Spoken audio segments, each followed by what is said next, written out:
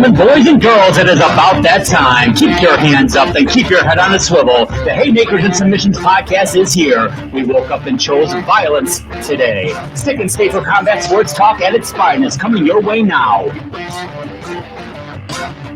Welcome everybody to the Haymakers and Submissions podcast. I'm Drew, he's Chops, and we're talking all things combat sports. 4th of July weekend coming up. Chops, how you doing? I'm good, man. I'm good. How you doing? I'm good. I'm getting ready for the 4th. And yeah, man.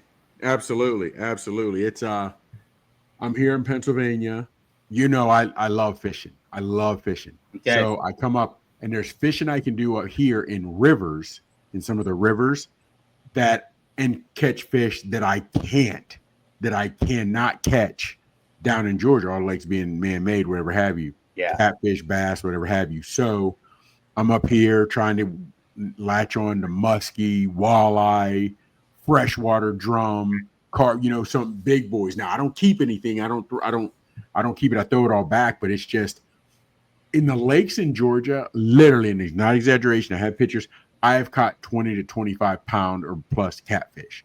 And You don't know how big they are until they break water, because basically it's just like pulling a log. I mean, they're not giving much fight. Yeah. But I've also been here in Pennsylvania, and it's just crazy. And fighting, and I caught a 7.5 pound, almost 8 pound catfish. I'm standing at the way the wall's set up. I'm standing at one end, about 10 yards from my pole, so about 30 feet. Guy over near my pole says, "Hey man, I think something's on your line, the way the pole's bent. However, I have a heavy sinker. Water is about 30 feet deep, and it's moving hard because it's coming out of the dam with the turbines, whatever have you. So it's going, and it's bent over." I was like, "What the?" All right, but I didn't hear my bell. I always have a bell because I'll walk around, I'll move or whatever. I'll start looking, whatever. So, but my bell's not going on. Just the tip of my pole's going down. So I go grab it, and I reel once or twice, and I'm like, how did I get hung? Because I had a worm on. I didn't even have live bait on. I had a worm. Oh, okay. It's like, did this heavy sinker? Did the tide take it and it got wedged in something? What is going on? And I'm yanking, I'm pulling, and I've been doing this. I'm not lying to you, man. Maybe 35, 45 seconds, which when you get hung up at this point, you're like, I'm gonna just try to break my line. That's pretty deep, long time, right? For getting hung up. I pop the line, you pull it and you open your face, and sometimes it's an old trick that it'll pop and vibrate and send off that didn't work. So I said, all right, yanked it 2 more times. I said, man, I'm popping this one last time, and that's it. Popped it, still didn't do anything, and yanked it. And all of a sudden, zzz, my line just took off. And all it was the 8 pound catfish, which we've caught numerous times in Georgia. But again, it was just an 8 pound catfish, but their life is so different in the river compared to the lakes that I'm used to in Georgia. I thought I was hung up. He was so strong to be able to plant himself and just lay on the bottom. And that's what I love, man. That is what I like. So that's why I love fishing up here, the fight of it. And like I said, I throw everything back. But, there's a lot of fishermen there. Hey, man, you keeping that? Can I keep it? Can I have it? And when I say a lot, there may be 2 or 3 other guys there. Maybe. Normally I'm by myself because I'm going during the week because I'm up here with other guys, people are fishing. But I'm just doing that, man, hanging out. So I try to get there. I walk in my gym. My buddy, my best friend, he and I will meet at the gym. Walk in the door at 6. We normally walk out about 7:30, 20 to 8. And my fishing spot is maybe 15 minutes from the gym. So as soon as I walk out of there, 7:30, 28, I'm at my spot by, 8 o'clock, set up, ready to rock. But now it's been hot. So by 11, I got to get up out of Dodge, man. That sun is beating. Yeah. You know what I mean? So, yeah, and like you said, ready for the 4th, the ribs, the hot dogs, the brats, you know what I mean? So, yeah, man, I'm ready for it. I'm ready for it. We got a little combat sports we're going to talk about, though. We got some stuff going on this weekend we're going to talk about. But let's first talk about UFC 317, the main event, Chops. Talk about me. Were you surprised? Yes and no. And I know that's, come on, man, make a stand. You know what I mean? And give us an answer. Yes, because Charles Olivera has been hit before. And he gets caught early, but he's normally able to catch his bearings, get right. His jiu-jitsu is at another level. So he ends up, taking guys out, whatever have you, and doing what's needed. So I was surprised on that aspect that he didn't recover. But I wasn't surprised because he's used to getting clipped. And right now, man, your boy Topuria, he's been hot as a pistol lately. He has been hot as a pistol. You know what I'm saying? He's been knocking cats out. We talked about it last week. He's had knockouts of Volk, Holloway, other guys, things that you hadn't seen done. Not by hands. Volk got kicked to the head in a knockout KO head kick once, but a kick is different than a punch. You know what I mean? So, but Topuria's just been knocking guys out. But I don't know if you saw the size at the time. Topuria's like 5'7", where Olivera is closer to one. He's closer to 5'10", 5'11". So there was that height difference in the weight, whatever have you. Yeah. So, and you thought, well, maybe he might have with those kicks, the punches, he might have a hard time, getting inside. Yeah, because he had a 4-inch reach and 4-inch kick advantage too. Yes. Yeah, man. Yeah, he did. And on that aspect, it was he as in Olivera, we thought, well, he's got the size, the height advantage. He's got the whatever. He should be able, and he's been in there with some tough guys, some tough guys. So he should be able to work the distance, work the angles, and get it done. And none of that came to fruition. Your boy, and of course, all guys say, I'm going to get the knockout, this, that, and the third, whatever have you. But he said it. I'm knocking him out in the first. Guys, Makhachev choked him out. The guys weren't knocking Olivera out in the first. And your boy came in and predicted it. And the crazy part was, it's not like he caught him, but he as an Olivera did walk in.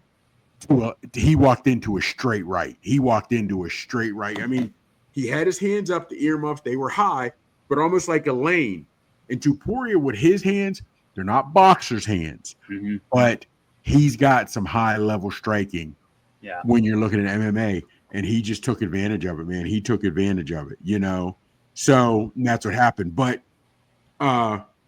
he, as in Topuria, then your boy is named Paddy Pimblett, comes out.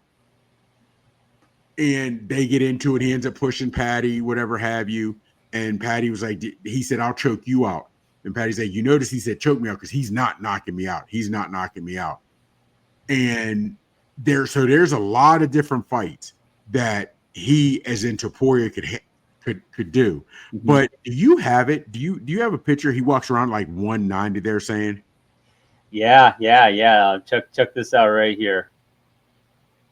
Okay, there you go. So he walks around, they say, at 190.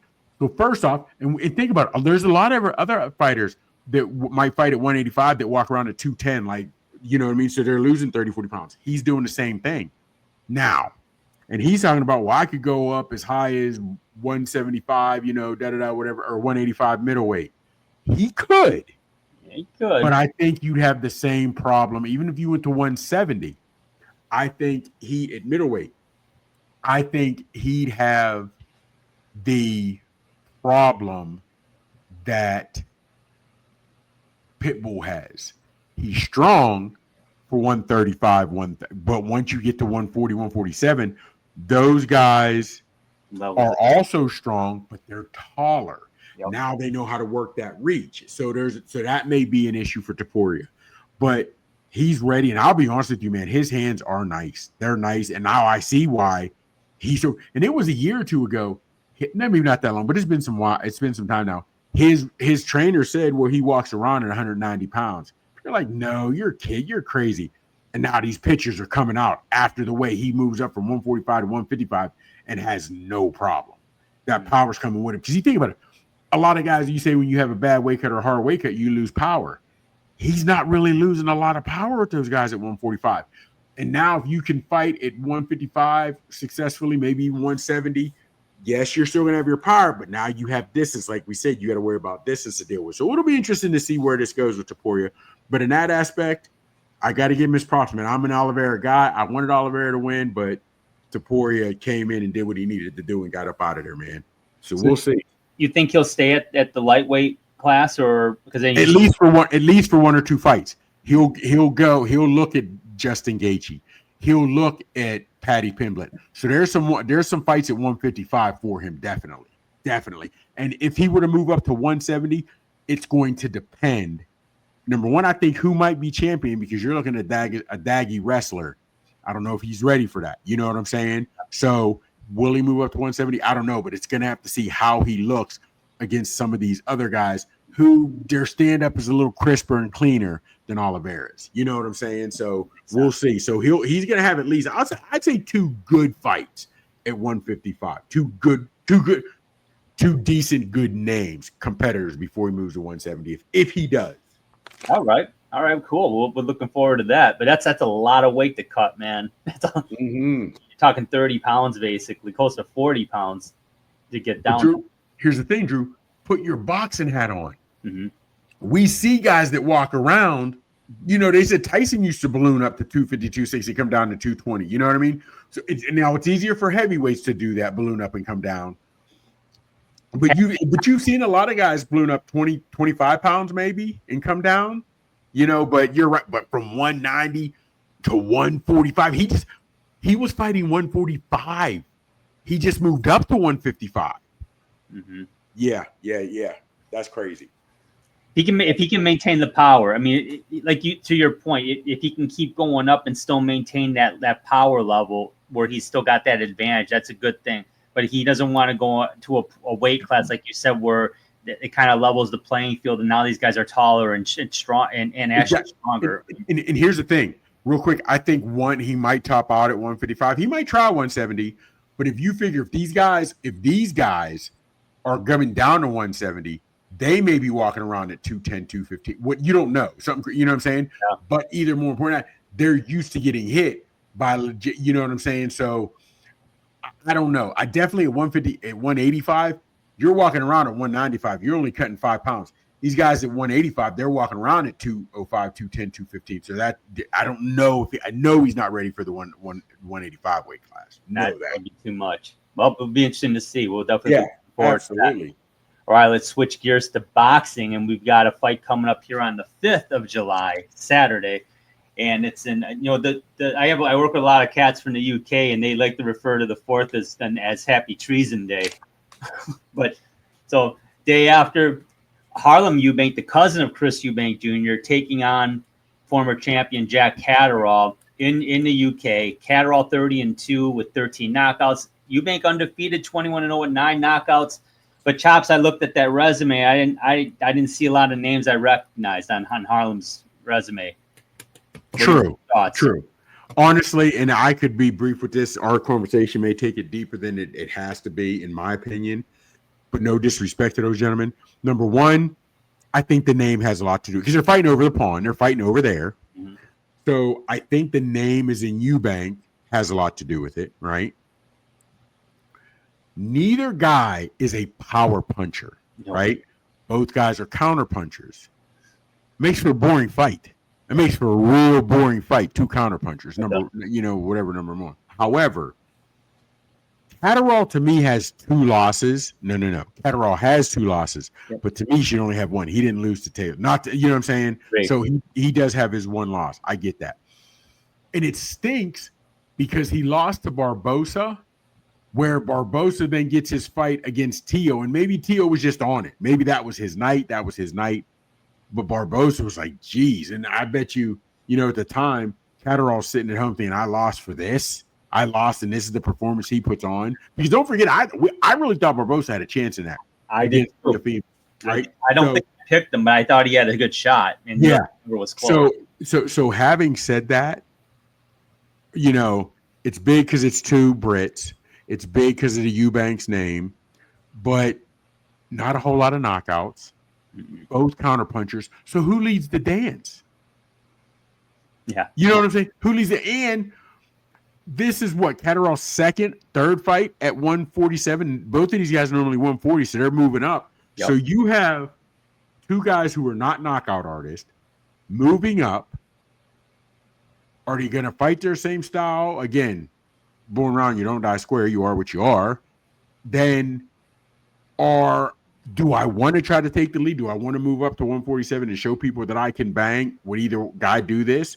I don't know, man. You take the mic right here. I'm gonna give it to you, pass to you. Try to say something to me to get me maybe interested. I can't get there. You're asking the wrong guy because I'm okay. With Jack, I respect Catterall's skill, but honestly, I watched his last 6 fights, and he puts me to sleep. Yeah. It really does. I mean, I maybe it's the guys he's fighting, but I agree with you. I didn't have him losing to Taylor in the first fight. He obviously won the rematch. He beat Linares in a unanimous decision. He beat Prograis in a unanimous decision. Like you say, he doesn't have a lot of power. Neither of them do. I would say the one advantage he has, obviously, he's been around the block a little more, and he's been and he's a southpaw. Yeah. They're pretty close in height. I think Eubanks 5'8", he's 5'7". Their reach is identical. They're both 32. I mean, as far as the measurables go, they're pretty even. Eubanks undefeated, but again, no names of note on his resume at all. So yeah, I'll be honest with you, I'm gonna watch it because one, I'm a fan, and two, there's not a whole lot else on the 5th that I'm aware of at this point. But I'm gonna check it out. I'd like to see Catterall win convincingly. I would like to see him get a stoppage. Again, it's hard to say he's 30-2 and a former champion. He's not on the map. Well, he's not really on the map. He's only ranked by the one governing body right now. I think it's the WBO, and I think he's 11th. So he's not even ranked for any of the other governing bodies at this point. So he needs this one badly. He really needs this one badly. And then if I'm Harlem Eubank, I'm going in. I'm thinking I'm playing with house money. I'm undefeated, and I'm fighting a former champion who no one expects me to beat this guy. So I can do whatever I need to do. I'm going to check out the odds on this one, though, Chops. I'm not 100% on it. I haven't seen any yet, and I still don't. But I can't imagine that if this is going to be a close one in terms of the eyes of Vegas. I imagine Catterall's going to be heavily favored. But yeah, I wish I had something more to tell you, but I don't. I know. And then let me ask you this. It's a year ago. Okay. At 140, if you put Catterall and Kambosos in the ring, have they ever fought? I don't know if that's on. Who you got? Who? Wow. A game, apples to apples, A game versus A game. I would take Catterall because being the counter puncher and he's lightning quick. He's really lightning quick. I would take Catterall in a close one. But again, if Kambosos was able to catch him, specifically to the body a little bit, that could even the playing field up real quick. And they had not fought before. No, they had. And I was looking through that. They hadn't. Because my thing would be, he's boring. As you said, he puts you to sleep. I don't expect, because of the level he fights, I don't expect Kambosos to win a lot of his fights. But he's gritty. I don't see a whole lot of talent, but he's gritty. Yeah. So when you had in Catterall, because it's like, and I don't know why those two remind me of each other, because not a whole lot of skill set. They're small. They're brown hair cats from over the pond. They're whatever have you. I don't know, man. And I honestly don't even know. I as of right now, I have no plans to watch it. I have no plans to watch it. Now, of course, that may change because it's a fight, whatever have you, and it may fight, and even if it's scheduled for 12 or 10. 12. That's 30, 40 minutes. 36 minutes, plus 12, 50 minutes, I'll be done. So I can take an hour to watch it. I might, but as of right now, honestly, there's nothing that interests me in this fight. Yeah, it really isn't. I mean, to me, it's Catterall needs it badly, and he needs to win it with some, I would say, convincingly to really get his name back in the mainstream, so to speak, at this point. But we'll see. Okay, hold on real quick. Mm-hmm. Get back in the mainstream. Yeah. You now win at 147. Who do you want to see him in the ring with at 147 that's going to be entertaining? Now, that's a good question. Let's see. Hell, if anything, I understand who's name, Selicki. Is that who Norman just knocked out? He comes right at you. He throws a lot of punches, a lot of power. Let's see how he heals up from his devastating knockout. Okay, you're not going to put him in there with boots, right? You're not putting him in there with boots. You're not going to put him in. Will Timo fighter? I mean, what other 147 of note? Because Catterall's been around. Catterall doesn't want to be a gatekeeper for long. He wants to be the main card in a big paper. You know what I'm saying? Who you going to get him? Who? Usman looks interesting. He's Ikaw Usman. He's a Brit as well. He's 22-1. He's ranked 3rd by the WBO, and he's ranked 10th by Ring. Now, you're right. Okay, but here's the thing. That'll do well over there because it's 2 Brits. Yep. How will it do in the landscape? Maybe if he gets that fight, maybe more people will take him seriously. He gets that win. So we'll see. We'll see. Yeah, if he were to get that fight and fight in the UK, and if he were to somehow win that fight, well, now. Yeah, now you got to take him seriously. Yeah. I got you. That would change things a lot. But yeah, I think if you like you said, styles make fights, and maybe he's been having a hard time. I mean, it's been his entire career, but maybe his last year or two, last couple of fights, he's been having a hard time making 140. Maybe at 147, he's at a better camp. He feels stronger. He feels faster. Maybe he'll be a bit more aggressive. We'll see. We will see. So I will watch it. But like I said, it's kind of out of default. I got to be honest. It's just not. I got you. Speaking of which, I did skip the Deontay Wilder fight last weekend, and he did defeat Tyrell Herndon. You didn't watch it? No, I did not. No, I didn't. I'll be honest with you. I'll be flat honest with you. And we talked about when we previewed this. He needed to win within 5 rounds. Yeah. Be in our mind relevant and in line to now get a big fight. He got it done in 7, but I saw highlights of it and big dog. Okay, not good.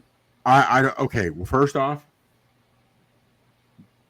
it was bad. It was bad. And here's something I noticed, but it's kind of weird because it made me respect Deontay Wilder and what he's accomplished significantly more. And I'm gonna tell you why. He's a guy that held the belt. He's a guy that was knocking cats out. Mm-hmm. He's a guy that a lot of fighters feared, and he didn't know how to fight.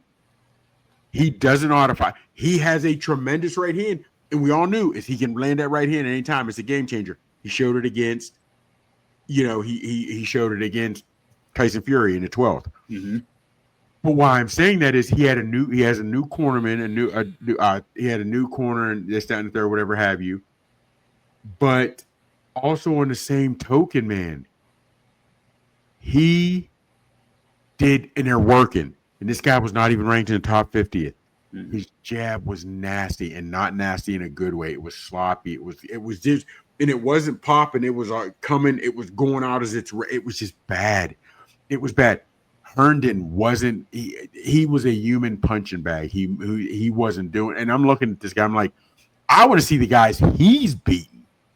I want to see the guy Herndon's beaten. He was. It was ridiculous. And the fact that Wilder couldn't take him out within 5, it was bad. It was bad.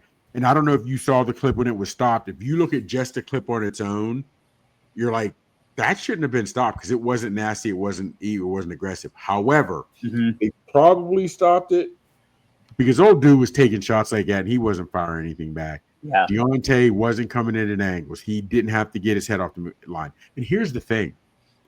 Even if he'd have won in spectacular fashion and it went past 5 and it's in 7, but he got in good rounds. Wow, dude, he dug the body. He coming off angles. He cut the corners. He cut off the ring. He worked behind the jab. He's got a bigger toolbox. You can't say any of that. None of that can be said. None of that can be said.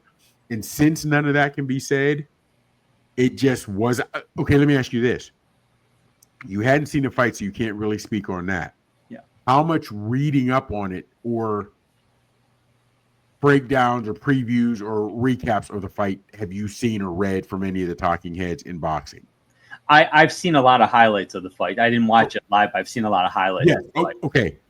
Did you read any articles or even little comments about the fight? A few, some social media stuff. nobody was really impressed. Did you see anything positive? I mean, other than he got the knockout, which is positive. He got another knockout, but well, I guess you got to call it positive because there were sites or handles saying, hey, maybe he's in line for an Anthony Joshua fight next. So it's obvious all he had to do was win. Okay, I'm telling you now, mm-hmm. that performance that he had, if he even tries to pop that jab at Anthony Joshua, you will not be able to tell the difference between Deontay Wilder and Francis Ngannou when he fought Joshua. I'm telling you now. I'm not a huge Joshua fan only because I don't know what Joshua I'm going to get. But I know he has the skill set. I know he has the physical tools.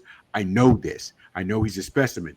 Mentally, he's not checking in every time at all. He gets out of his game sometimes. I don't know what Joshua I'm going to get. But don't put that man in there with Joshua. Do not now. Not now. But see, here's the problem. He needs another fight because right now, after that, nobody is going to pay pay-per-view prices to watch him fight Joshua. Now, you might be able to get that on Netflix only because people want to see him probably get knocked out. Mm-hmm. Turk might be able to put him on the undercard of one of his fights against Joshua. But he's going to need another fight before anybody like us would want to see and say, yeah, I'll pay to see him fight. Because because if he risk fighting another guy in the top 10, they already know the blueprint. Stay away from that right hook and just pop your jab. Just pop your jab. You know what I mean? So I don't see, but here's also a problem. I don't know where they fought. I know it was in Kansas, I believe. I'd like to see how many people the arena held and how many were there. Now, technically, he's from Alabama. He's from Alabama. Yeah.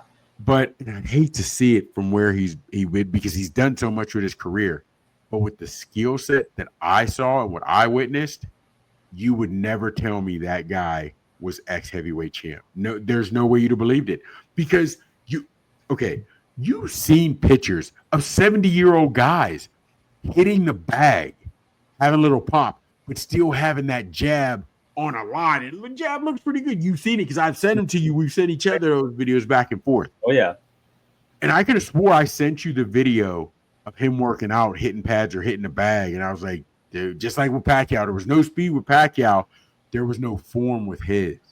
Yeah. And there's a lot of guys who look – you notice saying in the gym, everybody looks good hitting the bag. No, not true. No. He still had pop in his power, but that jab was nasty. And I hate to call it a fall from grace because he was never looked at with great skill set, but it was his power. People, they respected. He was knocking cats out. Absolutely. But I don't want to see him become a gatekeeper. No. But I honestly, big dog, he'll take this. He got the win. Well, there's some things we can sharpen up on. You're 38, almost 39. If you're not sharp with your jab now, a new boxing coach might have shown you a way to flick the jab a little better, maybe shown you ways to implement jabs to the body a little better, might have showed you feints, how to work off a jab. But just to pop the jab out there wasn't working. It didn't look good. And that made you realize this man fought who right now they're talking in his generation, Tyson Fury, the greatest heavyweight. He fought him 3 times. Now, I understand draw and he lost the other 2, but it wasn't like your boy went out there. And I think he got tired in the second one and he took his beating in the third one. But it was the jab that Fury had that was the whatever. Oh, yeah. But it wasn't like he was punishing him with body shots and heavy body shots, whatever. He just kept pumping the jab. You know what I'm saying? Where if we look at some of the fight heavyweights in the 70s, 80s, they pump that jab and they're coming following it, digging the body, they're trying to shift organs with those hooks. That it wasn't that, man. And now what I see, you still didn't get right with your jab. I just don't see. He can still make money somewhere. You know what I mean? But I don't see there being any money for him fighting Joshua. I don't see it. I don't either. Unless he got another win, but Father Time ain't on his side, like you said. And that to get another fight in and then have the Joshua fight, you're talking at least a year, calendar year. Yes. So now you're 39 pushing 40. Yes. And I agree. Joshua's helter-skelter. You don't know which one you're going to get. But when you get the A game, he's scary. Yeah. But see, now here's the thing. Well, when you get that overhand right that lands, there's that – real quick, you made that comment, and we all make it if you get his A game. Going back, what was his A game? Because it was never foot movement. It was never the jab. It was just – and I called it the bow and arrow because you saw it coming the way he pulled it back. But for Wilder, yeah. I mean that honestly, yeah. I mean the best I saw him, his last fight against Luis Ortiz, and actually I don't think he threw 10 punches in that fight. To be honest with you, and then his fight, the first fight against Fury, he was good. He was real good. Obviously got the draw. A lot of people felt Fury won the fight, including. Yeah. But it was a good fight. Yeah. I mean, really, he just would put cats out early. Like the Helene, I mean, he just knocked them out. I think it was early in the second round. But here's the thing, and he can say he wore too much, that his outfit, the second fight was too heavy, which whatever. Also. But do you realize that fight 2 and 3 were different from 1? Mm-hmm. Fury really worked that jab in 2 and 3, and those fights didn't go as long as the first one. No. His losses were guys that realized if I jab him, like Xiao Zhang. Zhang is still fighting at 42 or whatever because he has a powerful jab. His endurance isn't great, but he's got a powerful jab. He does. Wilder doesn't have that. He doesn't have that now. If he did, it'd be like a telephone pole because he's so tall. Yeah. His arms are so long. It could be something. He didn't have that jab. So I don't know, man. I don't know, but I don't see. Yeah. You could sign him versus Joshua tomorrow. I don't see any money in it, and I don't see it selling out. I don't. Well, let's talk about a couple of guys that at least one of them has got a very bright future. We talked about Floyd Schofield. He defeated Tevin Farmer TKO in round 1. Now, it shocked the shit out of me. I got to tell you that right now, Chops. Farmer claims he could have continued, but, that's what a fighter's supposed to say. Absolutely. But long story short, very impressive performance by Schofield. We want to talk about what's next, what's the future for both these fighters. I actually read something interesting about Farmer. I know we'll get to him later, but let's talk about Schofield. What are you seeing for him now? Honestly, if I'm him, I just started chirping before I left the ring. I want the winner of Zepeda and Shakur. I want the winner of Zepeda and Shakur. Flat out. Start calling it out now. And you and I spoke about it. Now, Shakur said he wasn't really sick, and he clowned him for being sick. And they said, well, maybe they realized he was too young, or whatever. And I don't even know if that fight was a calendar year ago he pulled out from Shakur. Now. Yeah. Yep. Okay. I don't think he did hit Shakur with that first punch he hit Tevin Farmer with, because Farmer comes to bang. Shakur doesn't come to fight. He comes to move and get out of the way. So Farmer wasn't afraid to be in there. I just don't think he realized the speed of this kid. I don't think he realized his speed. You know what I mean? That was evident from quick. But also, man, Farmer's been in some wars the last couple fights. I'm not saying he was back in the ring too early, because we don't know if those lasting fights was Zepeda, the wars he had, whatever have you, because they were so. But I question this. It's been about 4. Check when he last fought Zepeda. He hurt his arm. And he last fought Zepeda, and now he's fighting Schofield. That couldn't have been more than 100. It couldn't have been more than 4 months, 4.5, I'd say most. If you look at when Tevin Farmer's last fight was. Yep, I'm looking. Because now. Hold on, I can tell you. Okay, he fought Zepeda in March, last day of March. April, May, June. That's 90 days. I told you it wasn't, okay? And before that, it was in November, middle of November. So middle of December, middle of January, middle of February, and March. So he's fighting every 4 months, right? Mm-hmm. So he had 2 losses to Zepeda, right? And in July, he lost to Murtatayev, right? Yeah. Mid-July. So mid-July, you got July, August, September, October, November. Dude, he fights a unanimous 10 decision loss in July, mid-July. Mid-November, 4 months later, he fights a split decision loss to Zepeda, which was, a competitive, tough fight. Zepeda throws power. He comes back 4 months later, and he fights Zepeda again, loses by majority decision. And don't forget, he didn't have much of an arm, from third, fourth round on. Yeah. So, and then 4 months later, he's fighting Schofield, right? Let's say he had to have had taken at least 2-3 good weeks off a month just to heal from the fight. That doesn't take the shoulder, just take the beating of a 12-round fight. You know what I mean? So now you have a camp. I don't think he's had enough time to heal, enough time to step back, enough time to clear his head, and just, you know what I'm saying, devise a game plan, have a good, strong camp. That's a fast turnaround, brother. That is a real fast turnaround. I don't know why he would take that fight like that. Honestly, I mean, unless he felt like if I don't, someone else is gone and I'm going to miss out.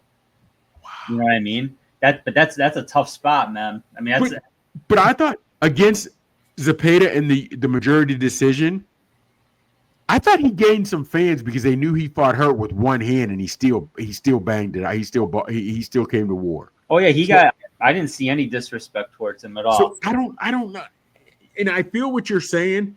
I don't know. That to me, if that's what you're thinking, if that's what his team was thinking, he needs to hire a new team, because they should have told him, no, it's not. You're coming off 3 straight losses, my guy. 3 straight losses. You need to sit back, relax, breathe, slow it down, breathe, get your bearings. Whatever fight you want will be out there. Let's wait 4 more months before we sign something. That's 8 good months off. Sign something. You could have. I didn't like it, man. I don't like it. And that, to me, now looking at it and seeing it written on paper, because I was sure. I said he's been in some back-to-backers. Now I'm looking at it. I think his team failed him. I think his team failed him on that. You should not put that man back in the ring. No, can't. I don't think you should have. No, he needs a rest. He definitely needs a rest. But I'd like to see him fight again. Definitely. No, he's a nice fighter. I mean, he had a bad night, but he's a nice fighter. But you know, Schofield, he's a nice fighter too. And I gotta think, what I was looking at for him, man, you know who looks like he might be a nice opponent for him is the kid out of UK, Notes. He's 7. Yeah, Notes, yeah. But here's the thing, though. He was already supposed to fight Shakur, and we don't know what the reason was. Yes, maybe he was sick. Yes, maybe he got cold feet, sick, cold feet. I don't know, but the fight didn't happen. The hardest part is signing the paperwork for the first time. Get doubting, you're guessing yourself, second guessing, am I doubting, whatever have you. After that performance, to do what he did, I don't think he's gonna backstep and say, "I'll take another fight before Shakur." If I'm him, I gloat in what I've done, because that fight, not to be funny, he could fight again as soon as he wanted to. He took no punishment. That fight, that camp was to do nothing but to stay in shape. Just being honest with you. Good point. So having said that, if I'm his team, we'd have waited, and right there in the ring, I want the winner is Zepeda and Shakur. I want them. You just saw what I did to Devin Farmer. Zepeda couldn't do that. He had 2 chances. He couldn't do that. That's what I'd have done. That's a fight you start selling now. That money's big, because he don't care who wins. He put them both on blast, on wax, in front of everybody. That's the way I'd have done it. You know what I mean? But I'd love to see that. And when I'm looking though, yeah, he might be able to make that happen. He might be able to make it. He absolutely might be able to make that happen. But he's not in the top 10 according to Ring. He was 8th. He's 8th in the IBF. You're talking about Schofield. Yeah. But here's the thing. You're right. He's not ranked highly. He's number 1 in the WBA, though.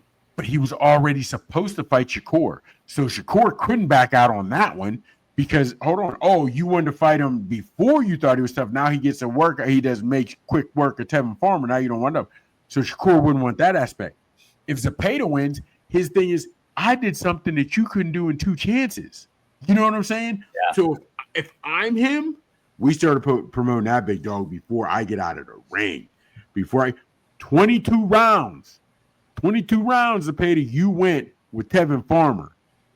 I didn't even go 2 minutes, basically. I don't know how, you know what I mean? I don't know how fast it was, but hold on, let me see. Yeah, 118. So we went about 2 minutes or so. Yeah. Yeah. If I am your boy, that's the way I'd have sorted. I'd have sorted is I was already ready to fight Shakur, so we might as well run this back now. I'm healthy. Or Zepeda wins. I did to him what Zepeda couldn't do. You can fight. You can sell that either way. You know what I mean? Sell that either way. Yeah. So I'm right there. And the money for that?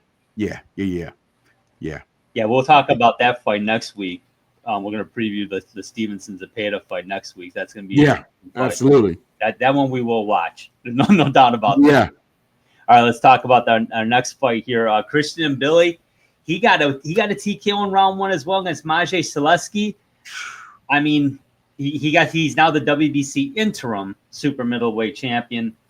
What do we think's next for Mbilli? He is a strong fighter. Did you see? You saw it because we were texting. Yeah. Did you see the precision on that uppercut? Ooh. When you talk about a punch you don't see, because he as in Selicki got hit here.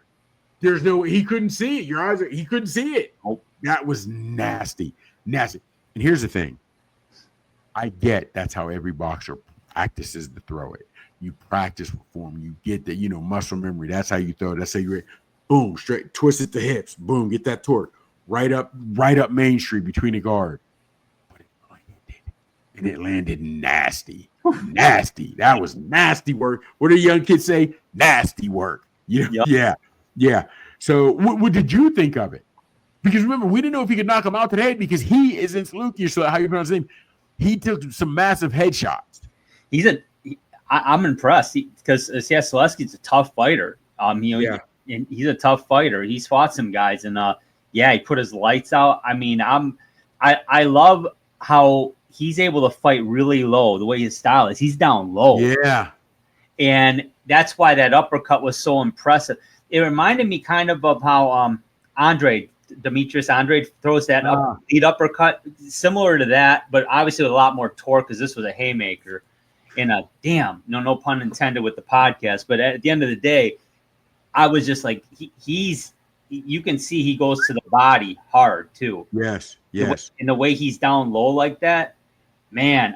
Honestly, if I'm in Mbilli, I'm sitting back. I'm gonna see what happens between Canelo and Bud. Yeah. Okay. Now he's the number one. He's the number one ranked fighter in super middleweight behind Canelo Alvarez. I get that, but now we got to think globally. He's French, right? Yep. Think globally. Skill set wise, and you and I, for boxing fans, we may love it. All right, we may love it, but just ride with me for a second. Mm-hmm. Charlo and Diego Pacheco, I think, make more money. Those fights for Mbilli, you can put him against what? Who are we putting this guy? You know what I'm saying? I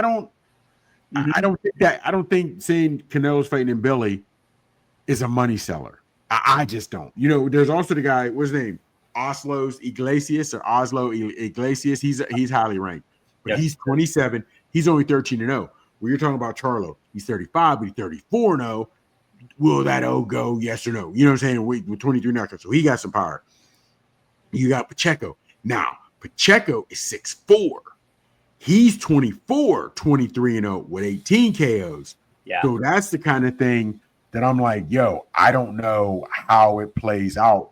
But to me, Charlo and Pacheco, the names and what they bring, Charlo, because of his name, I think would bring some interest, and he just got the win, whatever have you. That's a fight I like to see, but I really, because of the size difference, the age is there, what they're going at, I'd like to see Pacheco. I'd like to see Mbilli and Pacheco go. I would. So contrast in styles. I know. That would be interesting too. And Pacheco, he's ranked number 2 according to Ring. Yes. Now, let me ask you this. Do you think the camps, or I don't know who the promoters are, do you think the promoters can do this if we got a Pacheco and Mbilli fight? Or do you think your boy Sheik is going to have his hand in it? Let me tell you something. I'm telling you this right now. If Mbilli fights Pacheco and it's Turk that gets it, it better be only because he out offered the organization, because those guys should be able to get it done, and they shouldn't him and haw. Well, my guy this and my guy that. No, you don't need to do that, man. So we'll see. That'll be interesting too. No. Yeah. Hey, let's talk about another opportunity potentially to see a fight. I believe in is it in September or November that they're talking about? I think November. Mm-hmm. So Brian Norman Jr. potentially taking on Devin Haney in November. So will it actually happen? What are we thinking here, Chop? So I'll let you start out on this one. I know it's definitely a fight we've talked about. Yeah, you're right. Now, I'll be honest with you, man. I don't know. I don't know if it's going to happen, because let's not forget, we talked about it last week or whatever. Now, again, I don't know if we talked about it on here, if it was just you and I on our text. No, we didn't touch on it. No, not this fight where your boy, right after Junior got the nasty knockout against Suzuki. Yeah. For some reason, Devin out of nowhere says he's probably going to price himself out. Price himself out. And here's the thing that's weird to me. We've been talking about it. Devin hasn't been saying anything. Nope. His dad is the one that's been saying everything. You and I have said this multiple times over our text about different fighters. We'll believe it when they step into the ring. We'll believe when they step into the ring. Because here's the thing. Against the guy who's not as hot, against the guy who's not as fast, against the guy who doesn't have the skill set, against a guy who was not as hot and his star wasn't climbing, a guy who does not have a left hook like Brian Norman has a left hook. He does. He didn't. He and Rodriguez looked.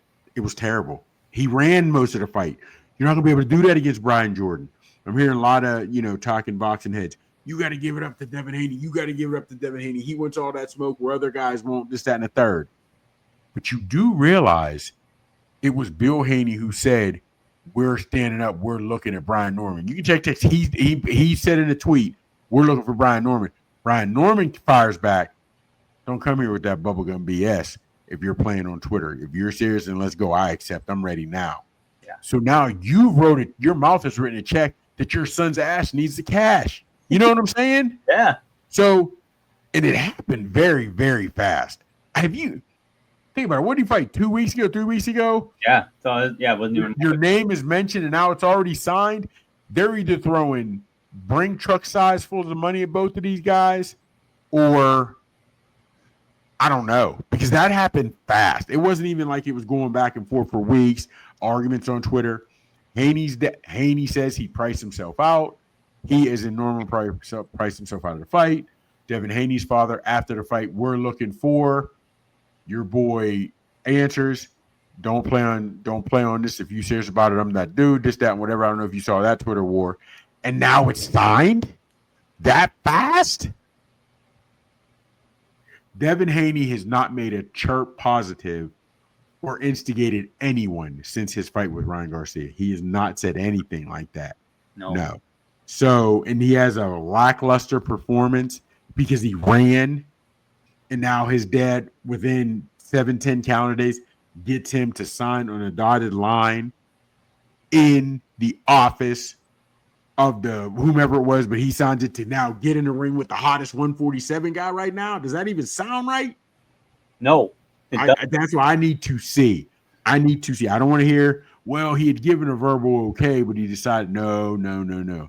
I want to see when his name is on the contract. I don't know. There's just so much going on in my mind, man. It's hard for me to even pick a winner right now, because you just did this 2 years ago.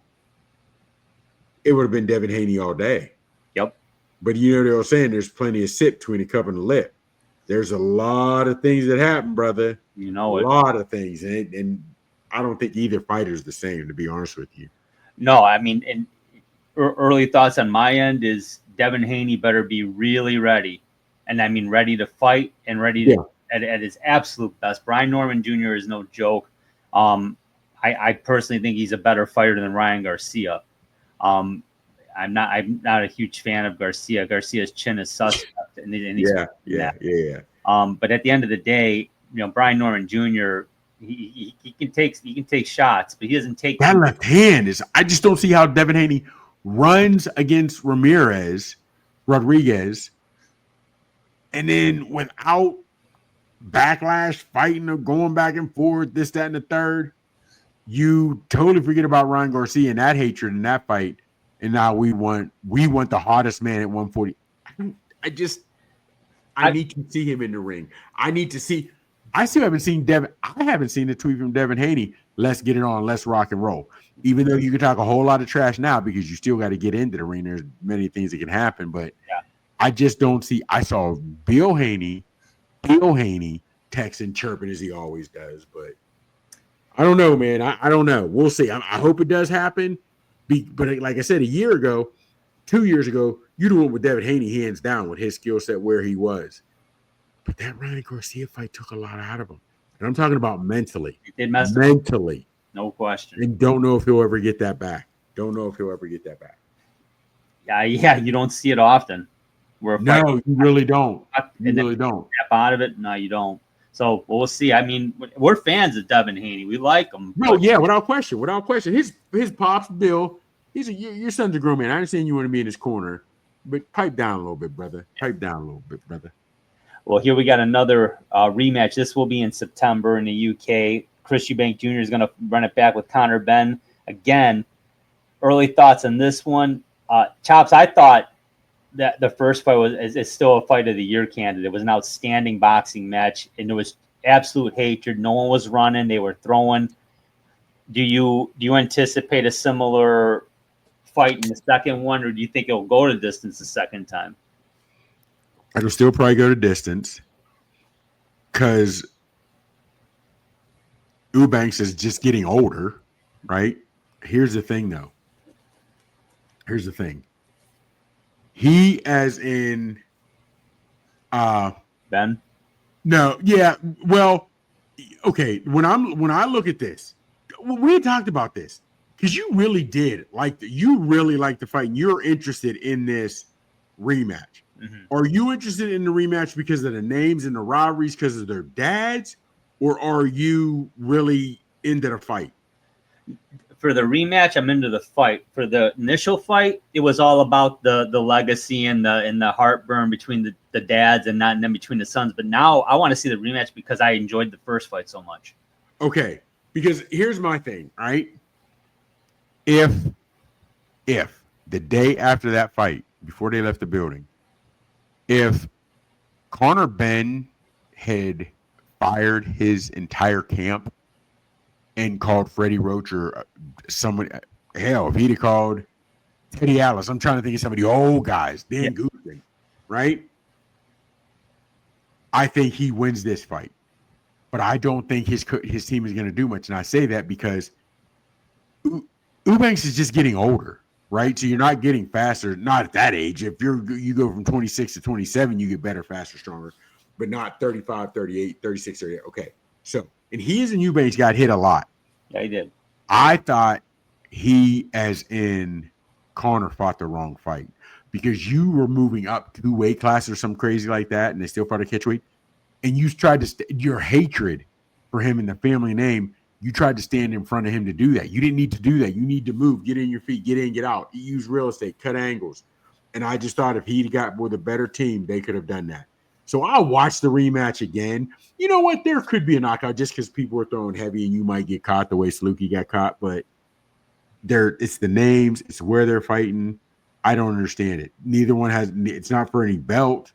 Nope. You know what I mean? So there's 2 dudes that hate each other. They're not technically even the same weight class. No. You know, so I had Eubanks Jr. winning 115, 113. I had him getting that win by winning the last 2 rounds. So I would agree with your statement that Ben fought the wrong fight. He did. There was holes there. There was openings. There were openings. He just didn't capitalize on them, man. So if we're talking about them running this back, right now. I have no interest in seeing it. That's a lie, because there's hatred. There's the names. It's a rivalry. I'm gonna watch it on that aspect. on the landscape of boxing, it has no meaning. It has no meaning. It's just two guys throwing punches, and I want to see it. You know what I mean? But I do. Drew, I'm hoping Conor Benn's camp makes the proper adjustments. Because I'll be honest with you, Eubanks, I understand you're older, but you're looking sort of, I don't know. Your guy jumps up 2 weight classes to get you, and you can't even take him out. And he only had, I don't know, man. He fought, and he is in Benn, only fought one way, full go, the whole time standing in front of the bigger guy. Yeah. When is that ever successful? You know what I mean? So. No, I hear what you're saying. Yeah, if Benn can change up his style a bit, I'm not saying radically, but I agree with you. Got to fight a smarter fight. But yeah, he can get him, no question. Big dog, you're right. If he did this, if he did that, but you know how it is. You've seen enough boxing, though. When a guy gets into the heat of the battle and it gets thick, all the shit you learn, unless they're out there doing it for you, the things you went over and learned in camp, fall back to the wayside because you're going to what you know. What you know. You know what I mean? So I hope they can implement, but as soon as Eubanks comes in and realize he can't hurt me, he hit me, he can't hurt me, I can do this, I can do that. I'm interested to see, man. And part of me, I may or I may not watch the first fight over before the second fight, just to see, or not, because I don't want to go in with just watch the second fight. After that, watch the first fight. Was there a difference? Did I see much difference? Did they start this way? That's what, because I'm telling you, I'm putting it out there now. If Conor Benn can change his game plan and don't want to stand and bang with this man just because of who he is and how you're feeling about him, use your dome, use your melon. Because I think Benn is a better fighter, a better boxer, better technician than Eubanks. But Eubanks is just, they say, I'll take a good big man over a small little man any day of the week. And I think that's what this was. To me. I think there's a lot of truth to that. Hey, one thing I want to talk about here before we wrap it up, we got a couple minutes, and it caught my eye. I normally don't talk about the guy, but he caught my eye. Jake Paul. Yeah. He's a boxer. Should he be ranked by any governing body? Well, the WBA has now got him in at 14 in the cruiserweight division. So 109 or 200-pound limit there, cruiserweight. Your thoughts, Chops? The question is, should he be ranked? No. Think about this.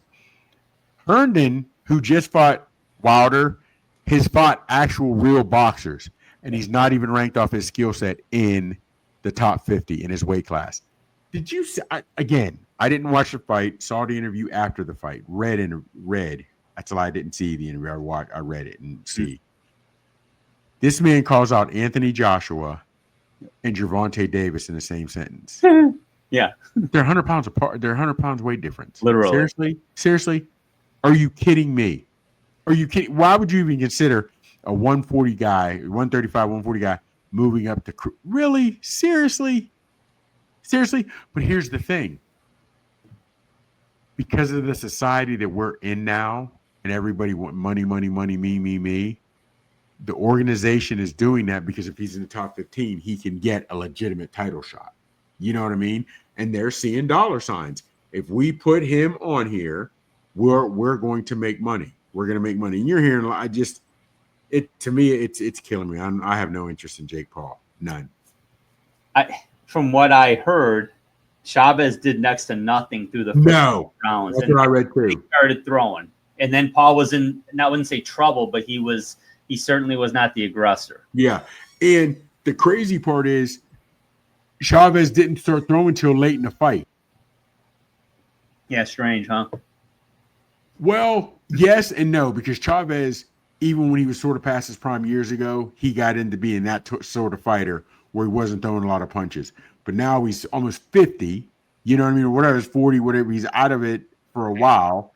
Yeah. He's out of it. So it just, I don't know, man. It wasn't good. And when I'm watching some of the later clips, he, as in Paul, started to look gassed.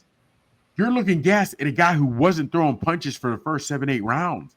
In the last 3 rounds, a lot of these judges had him winning. Mm-hmm. You know what I mean? So I don't get how Man, he's not ready for any of that. I don't believe there's in any of the four governing bodies, whoever is in their top 15 in cruiserweight, Jake Paul doesn't have a chance in hell going past round 3. I mean, no, because and now you hear people saying his fights are rigged. He's looking to lawyers to file suit against anybody who says that. Well, when we've heard things, that Tyson makes more money the longer he goes in his fights. The fact that regardless of how many people continue to call you out to say fight a real fighter, you're only fighting guys past their prime. Yeah. Stop. If you want people to talk better about you, got to do better. You know what I mean? And people are saying he got the win and Chavez was past his prime, but he's still a real fighter. Big dog, as much praise as you want to give Paul, he still does that looping lunge hook. You're not going to do that with a puncher of precision. You're not going to do that against Anthony Joshua. You start to gas in the later rounds. You wouldn't get to the later rounds with these other guys. But you're gassing in a 10-round fight. You're gassed in the 8th or the 9th against a guy who was throwing 10 punches around. That's ridiculous, brother. You're not ready for it. You're not ready for it. But the fact that the WBA sees the money he brings in, we'll put him in there. Hey, remember we're the first ones to put you in. Remember us. Oh, yeah. And listen to me. Let me ask you something. If you're willing to put a guy in the top 15 who's not fought a ranked fighter, and the only real fighter he fought that was in his prime, he lost, and nobody looks at Fury as a legit contender on anything. No. But his only fight, he lost. So I would ask you this. If you're putting that guy in the top 15 so he now can get a title shot because you're going to make more money than network, is that not the ultimate definition of selling your soul? Pretty much. You know what I mean? Pretty much. Yes. I don't know, man. Get me there. I don't understand it. I don't understand it. But, the thing is that people are calling out his fights being fake. Okay, well, why are you paying to watch them? I know. No. Well, like Pierce, him and Pierce went at it. Pierce Morgan, I think his name is, and some other guys writing his fights. Well, Pierce did watch it because I saw him. He posted after that fight was a terrible fight. Jake and I went harder at it on my TV show or something like that because they were arguing the night before. So you're right. Why give him the money? I don't know if it's because the guys pay. Some people pay to watch him fight and win. Some people pay to watch him fight and get knocked out. Bottom line is you paid to watch him fight. But that's where we are nowadays. Before, people watched for skill set. They watched for the entertainment. They watched for the pugilists doing their thing. That's not where we're at anymore. When a YouTuber can pay more than traditional sanctioned bodies against real legit fighters, where are we going? What are we doing? What are we doing? I don't know, man. People are going to watch it and pay to watch it. The show will continue. That's for sure. But yeah, I'd love to see more ranked contenders in the ring. But you know what? They're screwing things up for everybody because all they're doing is they're fighting their fights on Twitter. I mean, and I'm not bullshitting. It is what it is. I get it. There's trash talk's been around for as long as fighting's been around. Yeah. It happens. It's just that we carved it in stone. Now we put it on social media. Whatever. But see, it's weird because we're in a different society now where people say they hate bullying, but we have guys in high positions that bully and nobody's stopping them. And now the fact is, when you deal with the bully, you don't know how to act because Jake Paul has no problem saying I'm one of the best fighters out there. And even you're standing in the ring and the announcer or the guy, no, you're not. You haven't fought a legit guy. You haven't fought a legit guy. You fought a 6-year-old Tyson, a guy who walked out of rehab, this, that, and third. You know what I mean? Yeah. You fought a basketball player in Nate Robinson. You fought an ex-MMA guy in Ben Askren that wasn't even a great striker. Come on, brother. But now you're ranked 15th, and it's a disrespectful to the guys that have actually put their time in and worked and did what they're supposed to. Yeah. But none of the boxers are even coming together to call him out. They're not. It's like you ever been to the gas station on a nice Sunday morning? This cat pulls up and his car stereo is blaring. You can either give him the thumbs up or whatever because he's cool, or you could bitch at him because he's being obnoxious, but he wants a reaction. Yes. Yeah. When you ignore, they go away. Yes. Yeah. Yes. And to me, that's Jake Paul. You if you love him, great. If you hate him, you're going to pay money to see him. Whatever. If you don't want him around, don't ignore him. I'd like to know. There's a difference here. 2-part question before we get out of here. Okay. The celebrities that have been at his fights and the pure boxers that have been at his fights. I bet you now there were some boxers that might have been there when Tyson was there because they saw Tyson hitting a bag. Yeah. Then you see Tyson training, but then when he comes in a fight with Paul, he had on 2 knee braces. I don't know if you saw the video clip. He's showing, since Paul, he's in jeans and regular clothes, and he's showing Henry Cejudo how to change angles and how to move, and he's still lightning quick. Oh, yeah. Not the guy you saw against Jake Paul. Not at all the guy you saw against Jake Paul. Someone posted a clip on Twitter, I don't remember, it was a few weeks ago. It showed Tyson was in the 8th round, I believe, and it showed him he had a wide open right hook, and then he stopped. Yes. Yeah. I was like, mm-hmm. And I mean, It was like wide open. Yes. Like, out, Jake, party's over. But yeah, he held up. And it's just like when Logan Paul fought Mayweather. Mayweather literally was holding him up for about 30 seconds so he could gain his composure because he knocked him out on his feet. Yeah, I hate it, man. I hate it. And we should be embarrassed as a society that these guys are doing it. The real boxers should be pissed. Real boxers should be pissed because he is making bigger paydays than we are, and we're legit guys doing it. Or start calling him out. And then I'd wonder if it is fake. Like Tyson's 60. He's built his allure. We knew what he is, right? Yeah. Chavez is 40, 50 years old. He's a drunk. It is what it is. But would Obatiah, right? He's the man. Would he be willing for an extra $10 million to take a dive? Because, like I said, Tyson's allure was already built. But here's the difference. Yes, you're a rich man, but now you're in your prime still. You're going to have to hear, you lost to Jake Paul. You lost to Jake Paul. You lost to Jake Paul. Then, well, I already got my money. Let's run it back. And now I'm going to fight you for real. Does Paul duck him? Does Paul know? I don't need to fight you. I already beat you. Then does he expose? Did he already sign a non-disclosure agreement? You can never tell people it was fake. I don't know. Yeah. I don't know. You know what I mean? And here's the thing. Fake is the wrong term because wrestling is not fake. Wrestling's predetermined. Yeah. Wrestling's predetermined. But the you know what I mean? So the punishment happens. Yeah, I don't know, man. I just wish these real fighters would stand up. The fact that he called out Gervonta Davis and no other legit guys, like, dude, you're calling out a guy 70 pounds lighter than you. I'll fight you. I'm ready. What are you doing? I don't know, man. I don't know. And folks will keep watching. So, hey, it is what it is. But if he fights a legit fighter, he's in big trouble. So yes. But next week we're going to be talking about a lot of stuff. But Stevenson and Zepeda is going to be the big topic next week. We'll be talking about that, previewing that fight. That's going to be something else. So, hey, everybody, have a great 4th of July. Thanks for subscribing. Thanks for liking the video. Don't forget to check us out every Friday night on Roku for the ESPN Network. He's Chops. I'm Drew. We're talking combat sports every week, folks. Thanks for watching. We'll talk to you soon.